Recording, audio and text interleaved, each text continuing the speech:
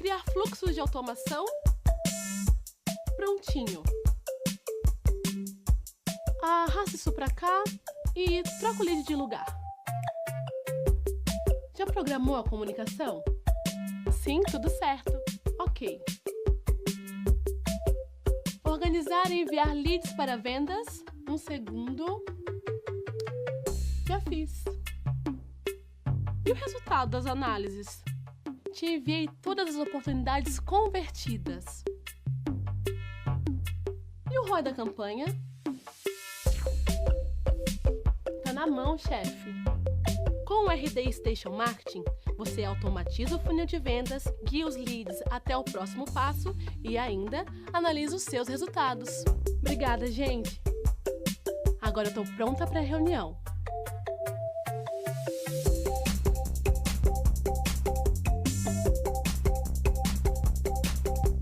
Querem? O dia só começou.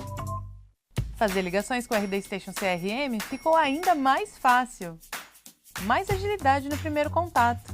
Quanto mais rápido seu time entra em contato com a oportunidade, mais chances tem de converter. Um clique e ligações gravadas, que permitem que o time melhore seu discurso de vendas e tenha maior controle comercial. Relatórios automatizados, que possibilitam uma avaliação mais precisa da performance do vendedor e da tomada de decisões. Conheça o novo telefone virtual do RD Station CRM. Quer testar essa novidade e fechar vendas em menos tempo? A gente deixou créditos de presente para você dentro do seu CRM. Acesse a ferramenta e comece a ligar.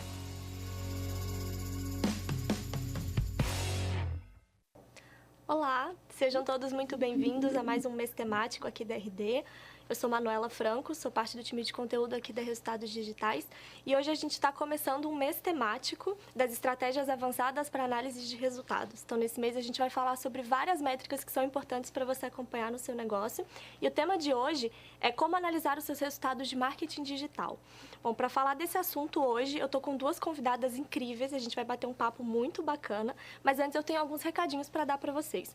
O primeiro deles é que aqui embaixo da página de transmissão a gente tem um bot, que é o nosso RD Bot, e ele pode ajudar você a encontrar a melhor das soluções para o seu marketing digital ou para o seu setor de vendas. Então, aqui embaixo você pode conversar com o nosso bot para conhecer melhor o RD Station Marketing, tem um trial, tem todas as informações, ou o RD Station CRM, para conhecer os nossos planos também para todas as nossas ferramentas, tá? Então, não deixa de interagir com o nosso bot, aqui embaixo é só dar uma roladinha na tela, tá bom? Vamos começar, então, agora o nosso webinar. Queria agradecer primeiro Eleonora Diniz, Juliana Merigo, que estão aqui com a gente hoje. Muito obrigada pela presença de vocês, pela disponibilidade de participar com a gente. E eu queria que vocês se apresentassem um pouquinho, que vocês contassem um pouquinho quem são vocês e como que vocês vão contribuir hoje para esse assunto tão importante, que é a gente aprender a analisar as campanhas, metrificar os resultados, realmente para ter uma estratégia de sucesso de marketing digital. Bom, eu vou começar então, pode ser? Já que ele apresentou primeiro. Então, bom, para quem não me conhece, eu sou Eleonora Diniz. Eu trabalho com internet desde 99, então são 20 anos aí trabalhando com internet. E, na verdade, eu trabalho com análise de dados desde 91. Então, quando eu fui para a internet, isso foi muito tranquilo para mim. E eu passei a trabalhar bastante com análise de resultados nos últimos 8 anos, quando eu estava no Itaú. Hoje eu tenho uma carreira solo, sou professora, dou aula de Analytics, né? E participei do RD Summit aí em 2019. Pretendo estar esse ano de novo no RD. Bacana. Bom, eu sou a Juliane Merigo, tenho uma experiência aí com análise de dados e marketing, sou formada em administração, tenho especialização em marketing pela USP. Atualmente eu trabalho com análise de dados, métricas e performance de campanhas de marketing digital. E é basicamente isso, assim, atuação em marketing já tem uns 5 anos, mais ou menos, mas o foco sempre foi em dados. Legal, então hoje a gente está com um time de especialistas em dados e a gente pretende dar aí nessa próxima hora dicas práticas, dicas de ferramentas, enfim, tudo o que vocês precisam saber para começar um acompanhamento bacana de métricas de marketing digital. Então, acho que a primeira pergunta que eu quero começar para vocês é, assim, a gente sabe que acompanhar a métrica é importante porque todo mundo fala que é importante, mas na prática, assim, qual que é a importância de você ter uma estrutura bem robusta, assim, de análise de dados para suas campanhas de marketing? É algo que faz sentido para empresas, por exemplo, que estão começando uma operação agora, ou só faz sentido para quando você já tem uma operação que já está rodando há muito tempo, que já está mais estruturada? Quer começar aí, Juliana? Vou deixar você começar agora. Pode ser. Eu acho que dados, todo tipo de campanha, todo tipo de ação, ela vai gerar um dado, mas dependendo da quantidade, e aí a robustez da ferramenta e da análise depende muito da quantidade de dados que você vai analisar, né? Mas desde o início é sempre importante ter essa metrificação e a análise de cada ação de marketing no digital que você faz, até para ter uma noção mesmo do que se está dando certo, se não está, que caminho seguir, otimizar campanhas e por aí vai. Eu acho que o tagueamento, aí depois, desde quando o site é um site, desde o comecinho, até você integrar com ferramentas de Web Analytics e tagueamento de pontos de conversão. Então, não tem como não falar de dados, independente do tamanho da empresa. Isso é verdade. Eu trabalho com clientes de pequeno, médio e grande porte. E assim, o que eu defendo muito, principalmente para quem está começando, é tentar fazer um pequeno planejamento, sabe? Como a Juliana falou, identificar esses pontos de conversão. Porque pode acontecer das pessoas quererem taguear, né, que é o processo de captura desse dado em vários lugares, e aí você vai inchar uma ferramenta, principalmente as gratuitas, e aí você vai começar a ter um dado que poderia te ajudar melhor se você tivesse capturado as informações corretamente, evitaria também o que a gente chama de uma taxa de amostragem, que, por exemplo, o Google Analytics trabalha muito com isso. Então, se você planeja e joga os dados que são realmente importantes para monitorar a conversão da tua campanha, putz, você tem uma boa ferramenta na mão e um dado enxuto ali, que é o dado necessário para você fazer sua análise. Eu acho que vocês tocaram num ponto muito importante, que é o jeito certo de trabalhar com dado, né? Que não basta simplesmente você sair tagueando tudo, marcando tudo, rastreando tudo, tendo uma base de dados enorme e não fazer nada com esses dados depois, né?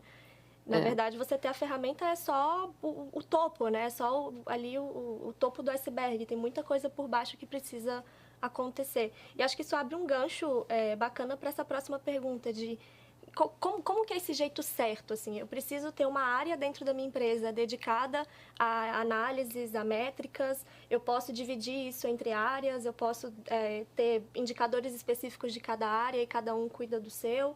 Eu preciso ter uma ferramenta que funcione para todos, cada um pode ter suas ferramentas. Como é que vocês enxergam, assim? Eu acho que a integração dos dados é super importante, até porque o marketing ele não trabalha sozinho, ele está bem atrelado a vendas também, a parte de produto. Então, ela é um sistema que ele se conversa. Não necessariamente vão ser os mesmos indicadores, porque cada área tem o seu de performance. Então, a gente tem um emaranhado de dados, de métricas, e aí, dependendo do objetivo estratégico de cada área, de cada ação, ou seja, uma campanha, ou de área específica, ou de objetivo no geral mesmo, definido os indicadores de performance que vão gerar a informação para alcançar aquele objetivo, né? E essa informação, daí por aí vai a análise, né? Porque essa informação por si só, ela precisa de um contexto, e esse contexto ele precisa estar baseado em benchmarks de mercado ou indicadores de custo.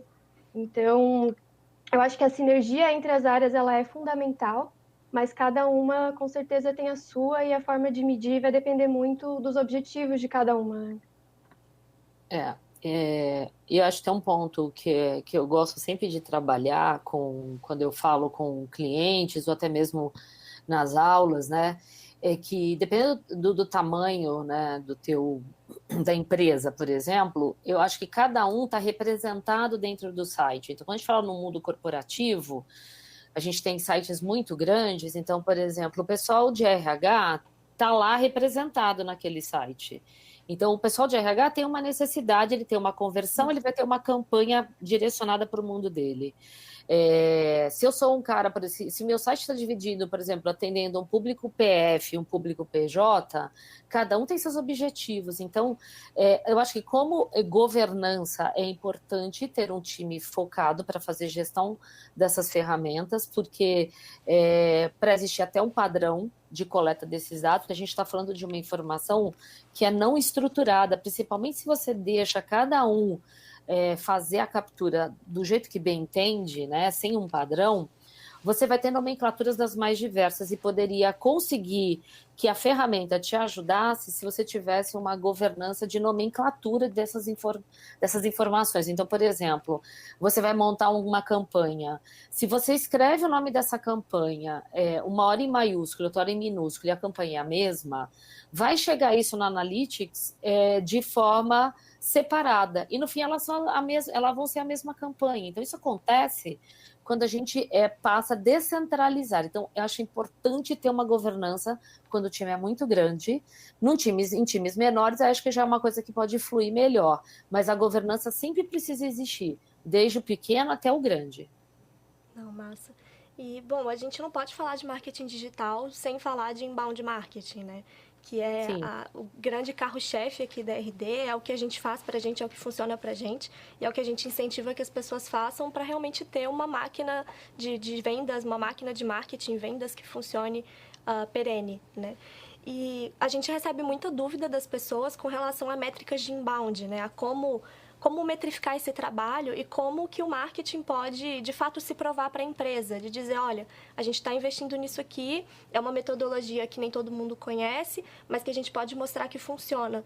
Então, na opinião de vocês, na experiência de vocês, quais são as métricas que vocês acham que são mais importantes, assim, que precisam estar no radar de uma pessoa que trabalha com marketing digital focada em inbound?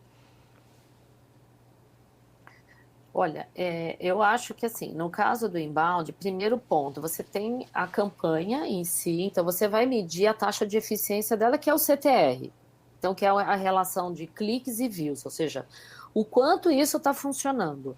Se esse indicador, né, esse percentual é muito baixo, ou seja, poucas pessoas estão clicando, você deveria olhar e rever a sua estratégia de campanha em termos o público que eu estou agindo, que eu estou interagindo, né, que eu delimitei, que eu quero abordar, como é que eu estou vendendo essa campanha, porque aí entra um pouquinho uma questão, talvez até de um SEO, ou seja, qual é o mindset que as pessoas, que meu público tem, e eu estou fazendo esse chamariz da minha campanha. Então, acho que aí tem um ponto aqui.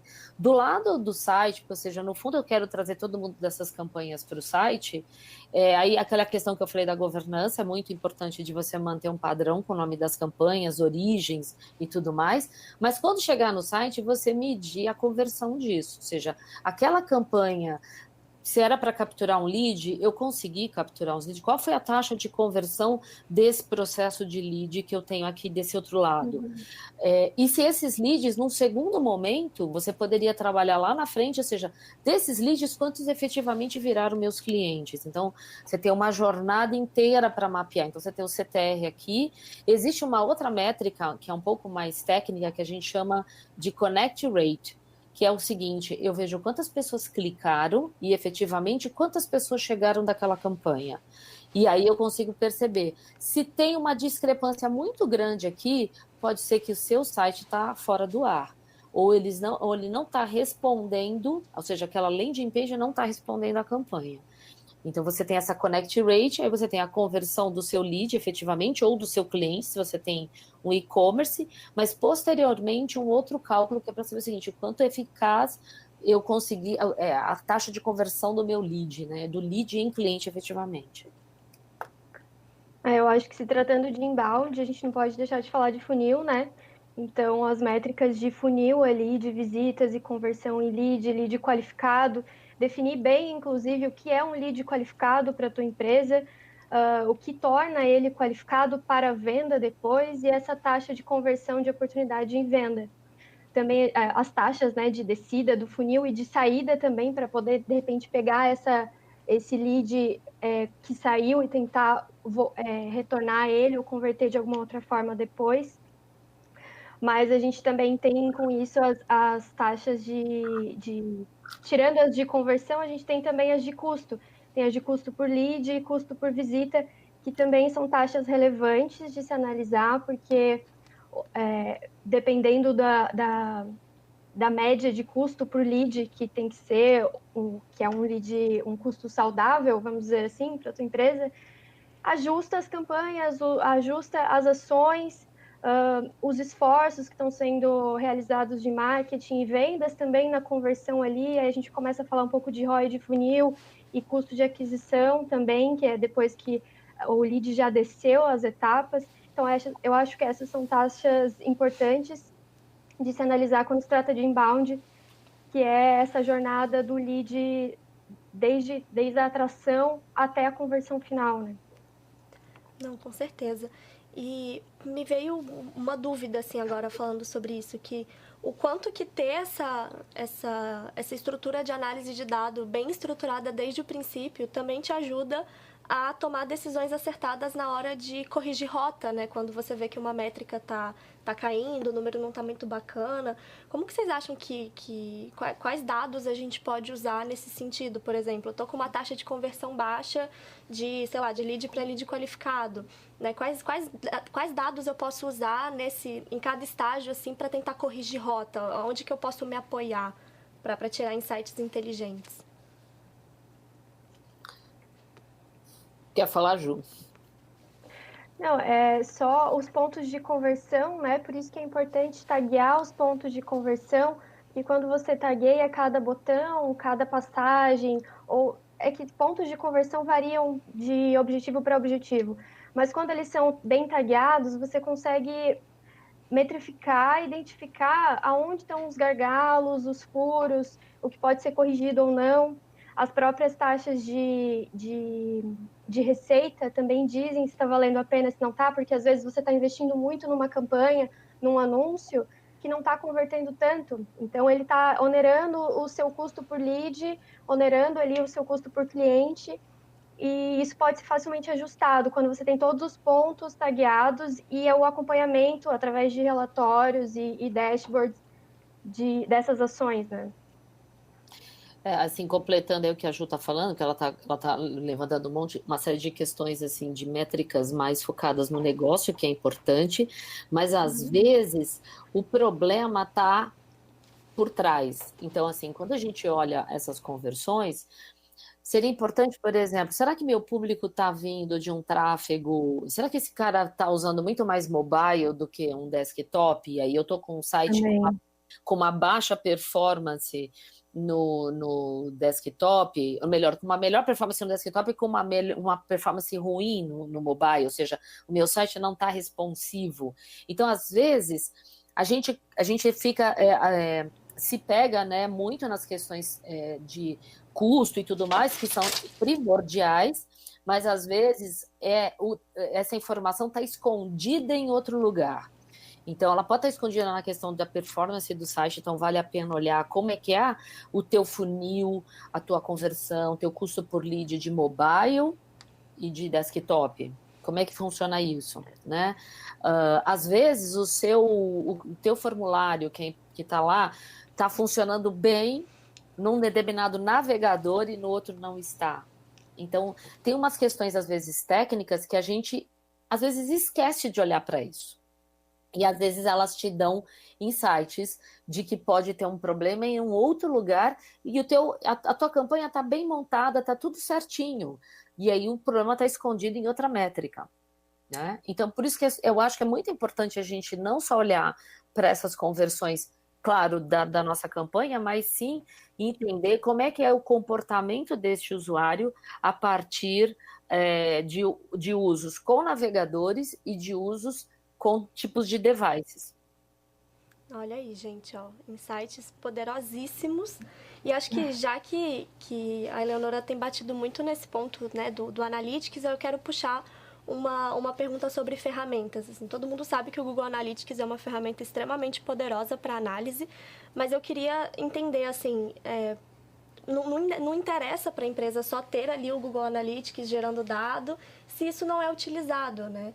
E, ao mesmo tempo, tem outras ferramentas também que podem ajudar a cruzar esses dados, cruzar esses inputs. Então, eu queria que vocês contassem um pouco para a gente quais ferramentas que vocês acham que são as indispensáveis e quais que podem ser complementares à medida que a operação vai ficando mais complexa, vai tendo mais necessidade desse tipo de acompanhamento. Eu, praticamente, assim, para os clientes menores, basicamente, eu acabo usando o Google Analytics. Existe o Facebook Analytics também, tá? E aí ele exige um outro tagueamento. Eu nunca peguei um cliente que desejasse usar Facebook Analytics, tá? Mas existe esse recurso. Eu gosto bastante de usar ferramentas de mapa de calor. Tem algumas no mercado que permite que a gente plugue 3 URLs para poder analisar. Não sei se eu posso falar aqui o nome da ferramenta, né? Pode. Então, eu gosto às vezes de usar Hotjar quando o cliente não tem, né, não tem um budget, mas precisa, por exemplo, olhar o comportamento de navegação do usuário. E aí o Hotjar é legal porque ele vai te dizer, ele inclusive te deixa montar um funil, então você vê em que ponto da jornada o usuário abandonou, né? E aí, se por exemplo, o cliente faz algumas ações em redes sociais, eu acabo usando os analytics que as redes sociais oferecem. Então, se eu tenho, por exemplo, uma campanha lá no Facebook, olha lá o Facebook Insights ou a parte de gestão de campanha lá no Facebook para te dar as métricas de como é que está a performance dessa campanha. E aí, por exemplo, o Instagram já é um pouco mais limitado, né? A gente percebe um crescimento muito grande do LinkedIn, então acho que aí o LinkedIn é bem interessante da gente também pensar de olhar como é que está a performance da página, né, da empresa. Então lá tem algumas métricas de alcance e tudo mais. E gosto também de olhar, muitas vezes, gosto, por exemplo, de ver todas as métricas lá no Ads. Como é que está minha campanha no Ads? Né? Porque o grande público ou acaba fazendo uma campanha nas redes sociais ou faz uma campanha em Ads. Então, assim, se a gente for trabalhar com Adobe, que já é uma ferramenta caríssima, a gente está falando de um nicho muito restrito de empresas, né? Que tem que gastar um orçamento na casa de milhões de dólares para ter uma ferramenta desse porte. Eu acho que se tratando de análise de dados, tem sim como você abrir ferramenta por ferramenta e extrair as informações, que elas inclusive dão um nível maior de detalhes quando você quer, por exemplo, observar uma campanha específica de Facebook ou de LinkedIn, abrir o Facebook Analytics ou o LinkedIn Analytics, que tem ali a aba de análise mesmo dos dados, ou você pode conectar tudo a outras ferramentas que te dão uma visão geral do que está acontecendo. Então, por exemplo, o Google Analytics mesmo, ele tem essa possibilidade de integração com o Google Ads, e você consegue ver as campanhas e performance delas, e criar tags e metas, e configurar as conversões via pixel e tudo mais. O próprio Google, ele fornece outros tipos de ferramentas também de análise e criação de dashboards. O próprio Google Data Studio também é muito bom nisso, inclusive ele conecta outros tipos de redes sociais e banco de dados, então é bem legal. E eu acho que o mais importante é você ter essa visão ampla de todos os dados e todas as ferramentas o mais rápido possível, para você não ter que ficar abrindo ferramenta por ferramenta e perder um tempo, nessa análise individual, quando você pode ter uma análise global das coisas e montar, às vezes, o teu próprio relatório personalizado e automatizado. Então, acho que isso facilita o processo de análise e geração de insights e por aí vai. Só fazendo um comentário aí com o Data Studio, né, que a Ju falou das conexões de redes sociais, uma parte desses conectores são pagos, então também tem que e aí você tem que pôr no papel o que compensa para a tua operação. Então, se isso entra como um custo, então na hora que você vai fazer o ROI, isso deveria entrar no cálculo do teu custo. Eu estou usando isso para monitorar a operação, juntamente com o que eu tenho de receita, e você pode calcular o teu ROI. Então, você tem um ROI de... Esse custo com essas ferramentas deveriam entrar nesse cálculo do ROI aí. Não, muito massa. E quando a gente fala de ROI, a gente pode falar de ROI de campanhas específicas, isso vale para análise, né, para cada campanha que você solta, mas também de um ROI global de toda a operação de marketing, né? Que isso também é uma análise importante, principalmente para gestores, para poderem, inclusive, provar que as estratégias estão estão dando certo. Quais são os retornos mais importantes que vocês acham que a gente deve avaliar, assim, dentro de uma operação de marketing digital? Olha, eu acho que tem o retorno da campanha, obviamente, né? Então, o quanto eu gastei com ela e o quanto eu gerei de leads ou clientes, se eu já tenho uma operação de e-commerce. O que acho que vale chamar atenção numa operação de e-commerce eu posso ter uma parte das minhas vendas, né, concentradas em pagamentos com boleto. Então, cuidado quando for olhar essa receita no Analytics, no Google Analytics, porque lá você vai ver as vendas, inclusive com boleto. E aí você, na verdade, não tem um pagamento de 100% desses boletos. Então, se você usa uma outra plataforma de e-commerce que te dá o valor real da tua receita, ou seja, descontando os boletos que não foram pagos, essa receita deveria ser olhada. Então, você teria aqui no Analytics uma falsa receita, tá? Então, acho que vale lembrar isso, né? E aí eu acho que tem essa coisa do custo da operação, o custo por lead e por aí vai. Não sei se a Ju, talvez, né? Eu não faço às vezes tanto esse acompanhamento no detalhe com clientes, mas eu sei que existe esse ponto com relação ao e-commerce que precisa muito prestar atenção. Sim. Eu acho que além do ROI e dessas questões de ticket médio, que é bem visto em e-commerce, a gente também vale ter uma atenção com o custo do cliente, da aquisição do cliente e o custo da vida útil, o valor da vida útil do cliente, que é o nosso lifetime value, né? Então, eu acho que... E aí, nesse gancho, você já começa a analisar churn e por aí vai. O churn é verdade. Que é a taxa de retenção de clientes, né? Mas eu acho que, em geral, é isso. A custo de aquisição, o ROI, que já dá bastante informação sobre o retorno. Tem ROAS e o ROI, né? Que é o custo de publicidade, e o ROI que envolve vendas também. Mas eu acho que quando se trata de um esforço integrado, o ROI ele é mais indicado para analisar. Então, eu acho que ficar de olho nesses indicadores de receita e crescimento fazem sentido quando se trata desse tipo de indicador. A Ju trouxe um ponto que inclusive é uma dúvida minha, que é o custo de aquisição, né? Muitas vezes as empresas consideram apenas, por exemplo, o custo de uma campanha ou quanto ela gasta de investimento em social, alguma coisa desse tipo. E não é só isso, né? Tem outros custos que precisam entrar nesse cálculo. Entram todos os esforços feitos para atrair esse cliente. Então, geralmente entra vendas junto, aquisição de ferramentas, o esforço do time de marketing. Então, engloba vários tipos de custos. E esse cálculo ele precisa ser certeiro, né? Porque senão isso prejudica a própria análise do retorno, né, de tudo que foi feito.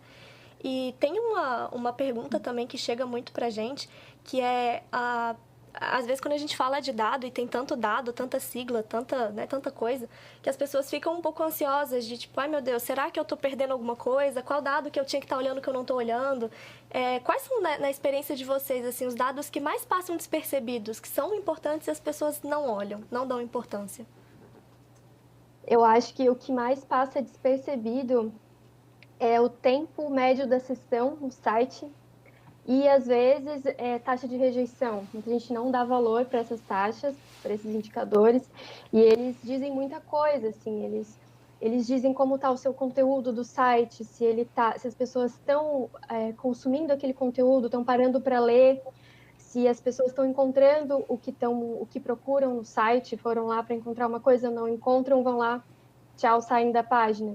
Então, eu acho que são indicadores que passam despercebidos, esses.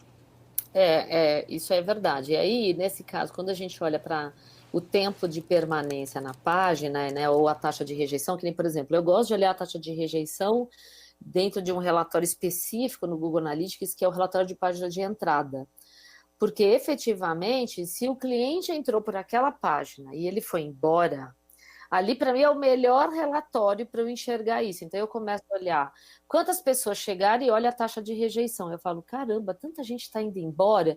E aí, depois você pode trazer, né, talvez construir um relatório customizado, onde você vê o tempo. né? Existem outros indicadores de tempo que o Analytics mostra, que não aparecem em lugar nenhum, mas estão lá na base, que é, por exemplo, o tempo de conexão com o seu servidor. Estou falando de uma métrica... isso é importante. Com uma métrica técnica, mas por quê? Imagina que você está com o teu site hospedado num servidor que não te dá um bom retorno na hora de montar a sua página. Então, o que vai acontecer? Aí o teu usuário chamou seu site demorou para carregar e foi embora. O cara vai embora. Então, assim, você fala, ainda mais se você for olhar pelo SEO, quantas vezes a sua página foi vista? Aí você percebe que tem tão pouco clique, assim, você tem até uma quantidade boa de clique, mas aí quando você vê no relatório de entrada, vê que não tem tanta visita assim, você fala, tem alguma coisa errada, porque a quantidade de cliques lá na busca orgânica não necessariamente é o número de visitas que foi gerado, porque tem esse... Vai acontecer vamos dizer assim, um descompensamento de números aqui. E aí o que pode acontecer? É o servidor. Só que esse número de tempo do servidor não está em lugar nenhum. Ele não tem nenhum relatório, então você teria que montar um customizado para trazer. Como eu já falei, eu gosto muito de olhar os acessos por mobile e por desktop e tal. Gosto de, às vezes, olhar por navegadores, porque ele me mostra também esse tipo de... Talvez eu tenha uma rejeição por um determinado navegador. Então, eu já tive uma situação com um cliente que ele dizia para mim, olha, eu tenho um clique aqui, ele está funcionando. E o clique não estava, porque, na verdade, ele estava vindo a navegação e vendo esse clique, que era a conversão dele no Safari, porque ele estava usando um iPhone. E eu uso o iPhone com Chrome. E no Chrome ele não funcionava. Quando a gente foi olhar o relatório técnico do Analytics, a gente descobriu que a grande maioria desse cliente era de Android. Ou seja, todo mundo que era de Android não clicava na conversão dele. Então, olha que interessante. Ou seja, a conversão existia, mas só para quem era de iPhone com Safari. Não existia para a grande maioria que era de Android. Entendeu? Então, é um relatório técnico que também pode te trazer, assim, é uma métrica que está lá escondida, né? Aí, gente, segredos do Analytics, né?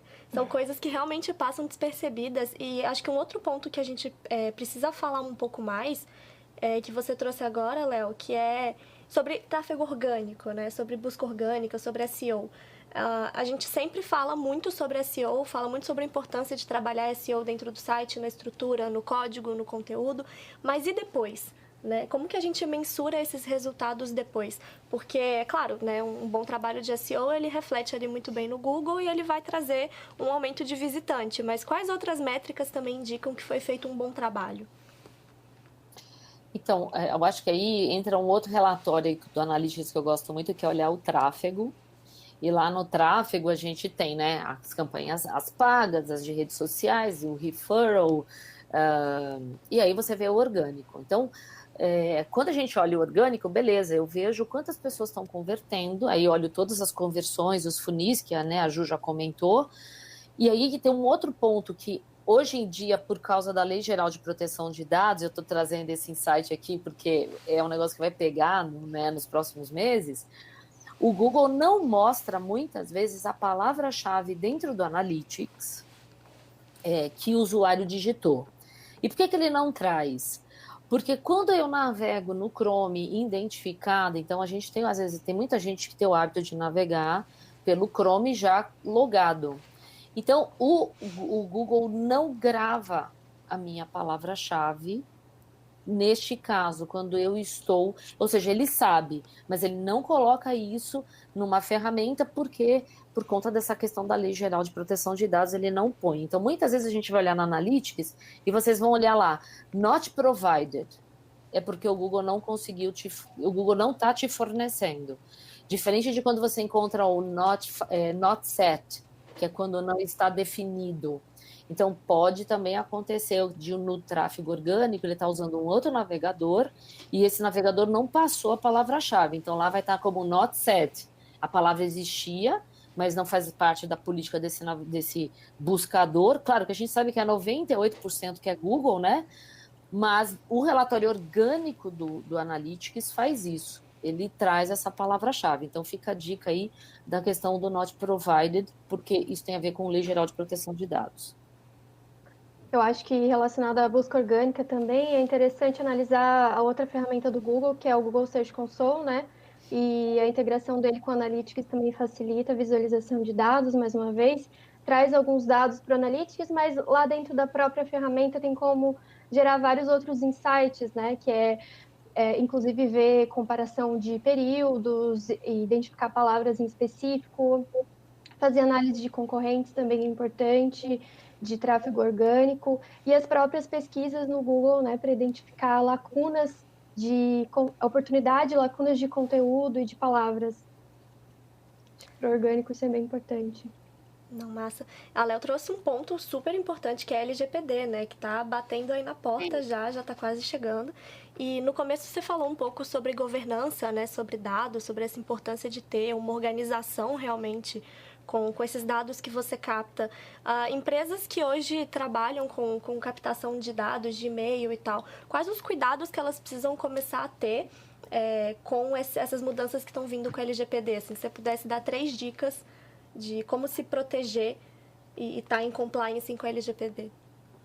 Eu acho que nesse caso do LGPD, acho que fica importante a questão lá do termo de adesão, né, que as empresas vão ter que colocar, deixar claro que você está capturando essa informação somente para o uso próprio seu, enquanto se relaciona com aquele cliente.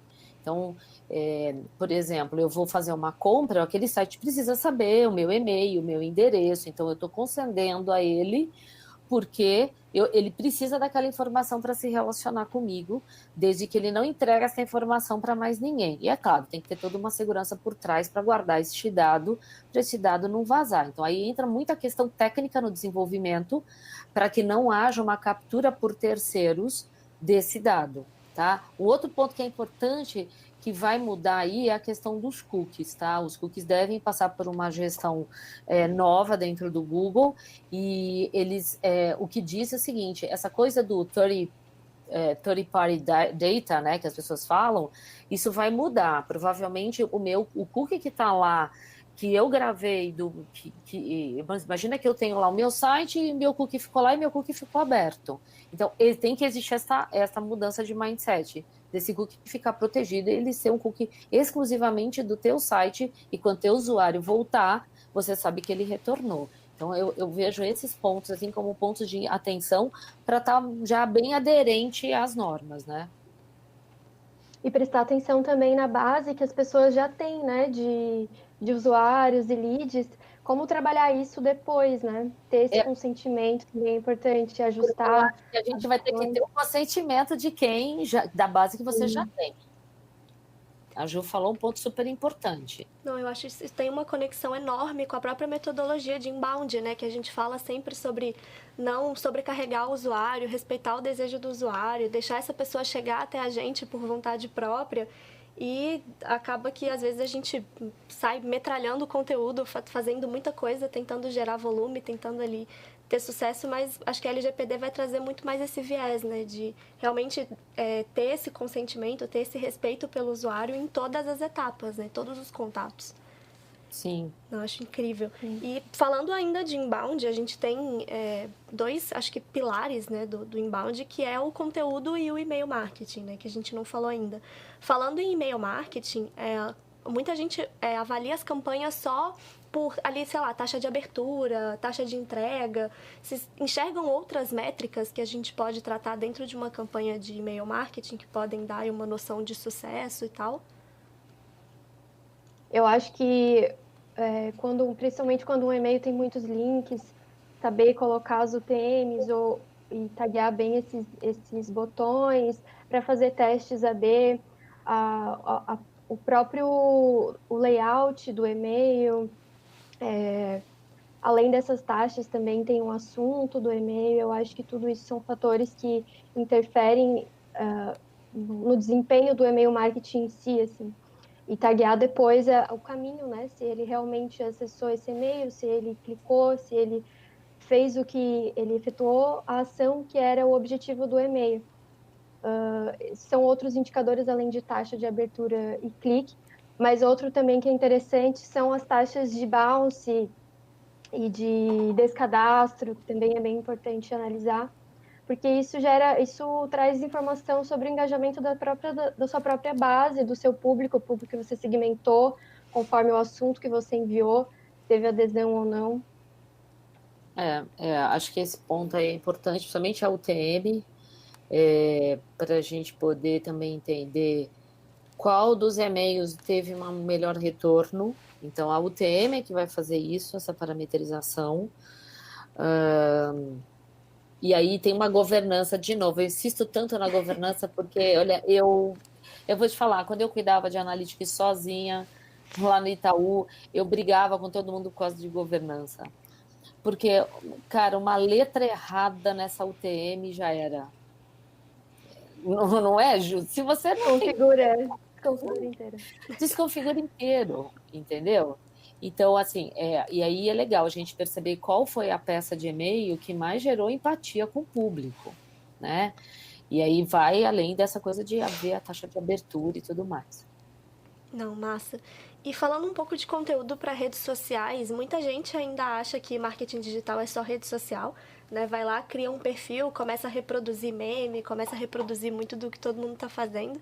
E tem essas métricas de like, de comentário, de seguidor, são métricas de vaidade, né? Que são conhecidas, que não necessariamente são métricas que significam ali algum tipo de sucesso. Quais dicas vocês dão para o pessoal que tá assistindo, né? De quais métricas acompanhar dentro de uma estratégia de social? Eu gosto muito de fazer o seguinte, da mesma forma como a gente olha dentro do Analytics e a gente faz uma conversão, então a gente vê todo mundo que fez uma ação e a gente está dividindo pela quantidade de visitas, né? Gosto de olhar na rede social e tentar transformar o que é uma métrica de vaidade numa métrica um pouco mais consistente. De que forma? Então, imagina que eu tenha lá, sei lá, um post com 10 mil visualizações, tá? Desses 10 mil, quantas ações os meus usuários fizeram? Então, quantos comentários eu tive, quantos likes eu tive, quantos compartilhamentos. No Instagram a gente consegue ver isso, né?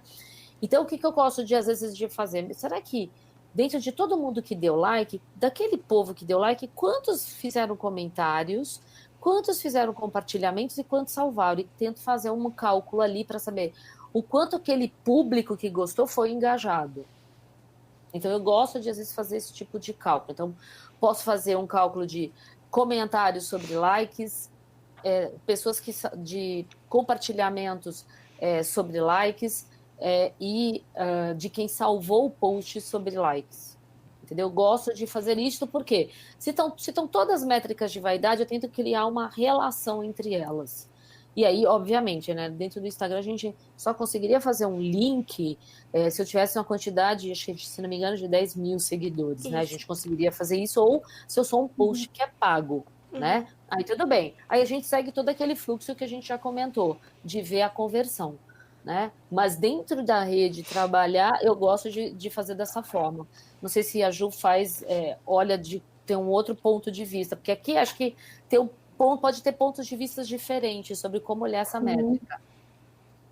Não, eu acho que as métricas de vaidade, elas têm esse nome porque elas são olhadas unicamente, né, para elas e dadas como importantes, né, que a gente fala que é de vaidade, que são os comentários e quantidade de likes, que nem sempre significam alguma coisa, né? Eu acho que a taxa de engajamento, como a Leonora falou, é fundamental, mas não que as taxas de vaidade sejam descartáveis, mas que elas precisam ser analisadas num contexto. Então, porque a rede social, ela nada mais é do que um canal de entretenimento para o outro público. Então, a gente está ali para chamar a atenção dele e tentar gerar algum tipo de engajamento. Então, eu acho que alcance, impressão, e nesse contexto, analisar também as taxas de vaidade, que são os comentários ou os saves do Instagram, que só ele tem essa opção, eu acho, cliques e compartilhamentos. Eu acho que tudo isso num contexto, analisando um contexto, você consegue ver se o seu desempenho foi bom ou não naquela determinada rede social. Porque cada uma também tem as suas características, né? LinkedIn, o Facebook, o Instagram, cada um tem a sua característica. Uns geram menos engajamento, outros nem tanto. Então, eu acho que analisar o contexto e não ficar olhando unicamente para essas taxas, para esses indicadores, né? Que é comentário e like, aí sim você consegue ter uma informação, uma análise global de como foi o seu desempenho, a sua performance naquela rede social. E aí eu acho que assim, essa coisa do contexto, né, que a Juliana está falando, quando a gente olha o engajamento, a gente começa a perceber, poxa, esse post deu muito engajamento, então de repente esse assunto é o assunto que meu público naquela rede social quer ver, né? Sim, isso já gera insights para outros tipos de conteúdo e segmentações e por aí vai, né? E acho que um outro ponto também interessante de olhar na rede social é o horário. Então, às vezes, se você tem um conteúdo mais direcionado para uso na empresa, então você está falando de um conteúdo mais técnico, que é algo que você quer que o usuário aplique na empresa. Sei lá, eu estou vendendo um produto, né? E aí, esse produto, se eu vou divulgar esse produto 11 horas da noite, pode ser que você não pegue o público que você quer.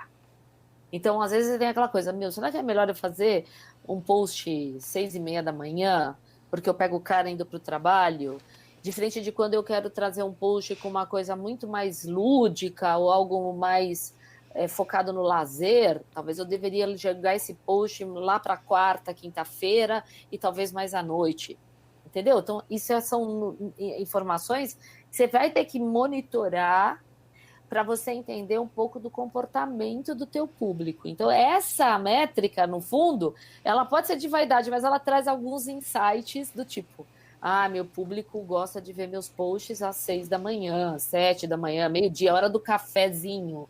Sabe aquele cafezinho da tarde, 3 da tarde, 3:30? É isso. Eu acho bacana que esse tipo de análise traz para a gente também um pouco dessa ideia de qualidade, né? De como que a gente consegue produzir os melhores tipos de conteúdo, postar nos melhores horários para engajar o público certo, né? De realmente atingir quem a gente quer atingir. E a gente tem falado muito aqui nos nossos conteúdos na RD ultimamente sobre qualificação de lead, sobre qualidade de lead, porque, de fato, não adianta nada a gente investir numa estratégia de muito volume se você está trazendo lead que, no final das contas, não vai comprar com você. Então, como que vocês acham que a gente consegue, dentro de uma estrutura de métrica, metrificar a qualidade de lead? Realmente entender se a base que a gente está trazendo está qualificada, está fazendo sentido, ou se a gente precisa corrigir a rota ali em algum dos pontos do nosso funil. Eu acho que tudo começa quando você define o que é uma oportunidade, né? Então, porque o lead pode ser um curioso, pode ser um estudante, não necessariamente ele vai comprar o seu produto, mas ele descendo no funil, é você que determina em que momento ele desce, por que ele vai descer. Então, por exemplo, só é oportunidade para mim quem é um perfil X de público. Então, vai muito da determinação do objetivo, do negócio em si e do tagueamento, né, obviamente, para você saber identificar quem é seu público-alvo, quem não é, quem é uma oportunidade de venda no final, de conversão, enfim, e quem não é. Então, eu acho que isso. E direcionar também, definir as personas antes, né? E direcionar o público-alvo correto da tua campanha. E aí, quando você faz essas suas campanhas, identifica devidamente, né? Tem muita gente que, quando vai fazer a campanha, sei lá, modela um público e coloca isso na parametrização lá do TM. Então, você já começa a saber direitinho cada estratégia, né? Como é que foi a estratégia de cada um daqueles nichos que você abordou. E aí, com isso, é um jeito de você qualificar esse cara. Então, para vocês terem uma ideia, dá para a gente usar o TM até em peças impressas, porque você pode usar um UTM num QR Code. Então, imagina que você tenha uma distribuição claro, que eu acho que talvez hoje não é mas assim, imagina que você está numa feira e você tem lá entregando panfletos do teu produto. né? E você quer saber se as pessoas depois vão engajar, ou seja, chegar depois até você, poderia até usar essa parametrização de UTM com peças impressas. Então, isso é um ponto que é legal, que você pode usar esse recurso em diversos locais. Até mesmo no QR Code, numa loja, na sua loja física. Imagina se tem uma parte da tua operação que é física e outra que é online. Então, você consegue fazer isso. Então, acho que o UTM é um bom recurso de você usar, colocando a informação do seu público nessa parametrização, porque aí você consegue depois voltar e acompanhar toda a jornada e ver o que aconteceu. Eu acho que é sempre válido também pedir um feedback de vendas, né? Depois que esses leads todos chegaram lá, pedir, olha, e aí, chegou bacana, tá vendendo bem, às vezes, né, aumenta um pouco o ticket médio, então, teoricamente, são pessoas que estão aceitando comprar mais caro ou comprando mais, né? Em tese, também são leads um pouco mais qualificados. Enfim, acho que a gente podia ficar falando aqui de métrica até amanhã, pelo menos, mas, infelizmente, a gente precisa encerrar. Nosso tempo está acabando. Queria muito agradecer a presença de vocês aqui com a gente, Ju, Léo, foi um prazer, eu aprendi muito, tenho certeza que todo mundo que está assistindo aprendeu muito também. Eu que agradeço, gente, obrigada. Obrigada. Foi incrível, gente, olha, esse mês a gente está só começando hoje, essa é a primeira transmissão, nós ainda temos 4 webinars para rolar ao longo de fevereiro, a gente vai falar de métricas de time, métricas de negócio, métrica de venda. Tem muita coisa ainda para a gente discutir, então fiquem com a gente, continuem acompanhando. O próximo webinar acontece na quarta-feira e a gente vai falar sobre vendas. Então, vai ser exatamente a continuação de tudo que a gente falou aqui hoje, né, gente? Então, acho que a gente deu um start, né, Ju, desse mindset de métrica. Várias áreas ali, várias informações. E começamos com um super pé direito, gente. Muito obrigada. E vocês que estão assistindo, não deixem de interagir com o nosso bot aqui embaixo. Ele fica carentinho, bate um papo com ele, tá bom? Obrigada, pessoal. Valeu. Tchauzinho. Valeu, gente. Tchau. Obrigada. Tchau, valeu.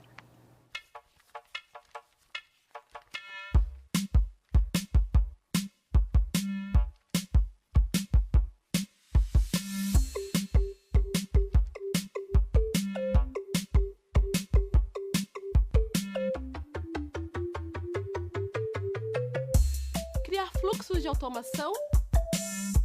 Prontinho. Arrasta isso pra cá e troca o lead de lugar. Já programou a comunicação? Sim, tudo certo. Ok. Organizar e enviar leads para vendas? Um segundo. Já fiz. E o resultado das análises? Te enviei todas as oportunidades convertidas. E o ROI da campanha? Tá na mão, chefe. Com o RD Station Marketing, você automatiza o funil de vendas, guia os leads até o próximo passo e ainda analisa os seus resultados. Obrigada, gente. Agora eu tô pronta para a reunião.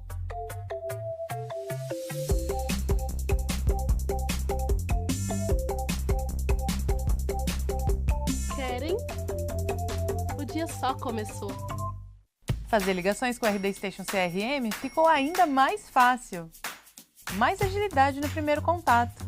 Quanto mais rápido seu time entra em contato com a oportunidade, mais chances tem de converter. Um clique e ligações gravadas, que permitem que o time melhore seu discurso de vendas e tenha maior controle comercial. Relatórios automatizados, que possibilitam uma avaliação mais precisa da performance do vendedor e da tomada de decisões. Conheça o novo telefone virtual do RD Station CRM. Quer testar essa novidade e fechar vendas em menos tempo? A gente deixou créditos de presente para você dentro do seu CRM. Acesse a ferramenta e comece a ligar.